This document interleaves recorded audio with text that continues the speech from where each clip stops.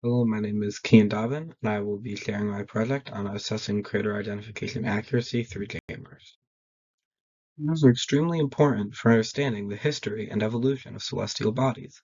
They aid in mission planning and age dating through detailed analysis of impact sites. JMARS, which stands for Java Mission Planning and Analysis for Remote Sensing, is an extremely important tool for visualizing and analyzing terrain features, and the accuracy of the maps can vary because it's all satellite data.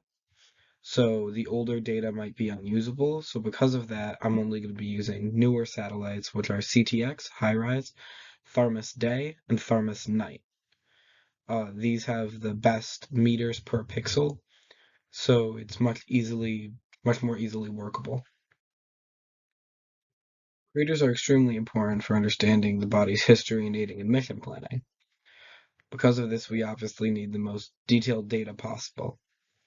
Human researchers typically have only a 10% margin of error according to current analysis. However, these analyzations have only ever looked at the experts and never varying through different levels of experience. So I'm expecting there to be a little bit of a difference in the data.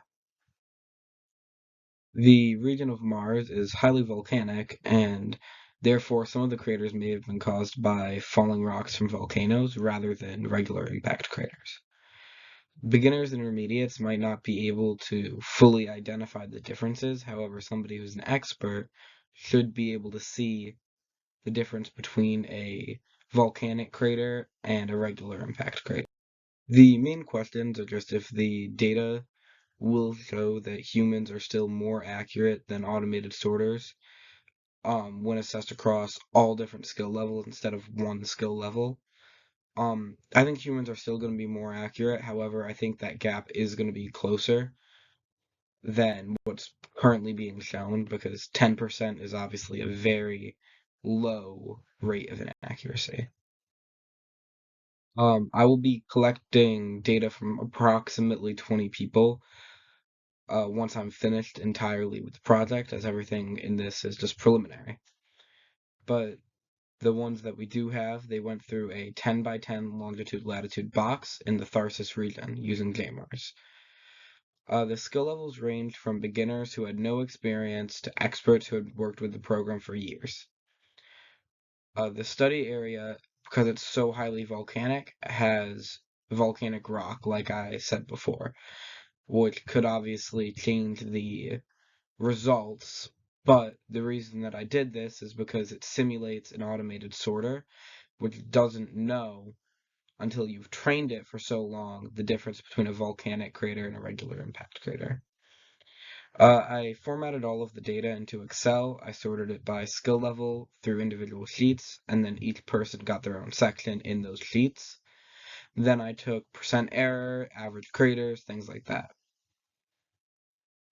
I compared them to the baseline, which was my data, uh, to determine their percent error. However, because it's so preliminary, the data could be inaccurate. My hope is that the future of these automated sorters is bright and that eventually they will surpass humans in their ability to identify craters. However, I think as of right now, we need collaboration between human expertise and automated tools, and that'll enhance the crater analysis accuracy, which will obviously help the entire study of craters as a whole. Because right now, we're just lacking speed. So if we can get the speed, we'll be in a much better place than we are currently. The largest limitation of the project is always just slow computer speeds. JMARS is a very, very large program and it can be very slow. And obviously I did notice that the people didn't like how slow it was while I was giving them their tests and they were doing their analysis of the craters. And there could be some source of error due to the varying skill levels of participants, but that's expected and will actually help in the project. The preliminary results are showing that the beginners are identifying roughly 26 craters on average. However, there were some outliers, and they had an average of an 81% accuracy, which is actually pretty good for having no experience. The intermediate group is averaging 18 craters with an 87% accuracy, so it's only 3% off from the expected amount of a 90, which is higher than expected, and I do think it'll go down once I have more data points. And the experts are averaging 17.5 with an average of a 95% accuracy. Again, I think that these results are inflated because of the low sample size that I currently have.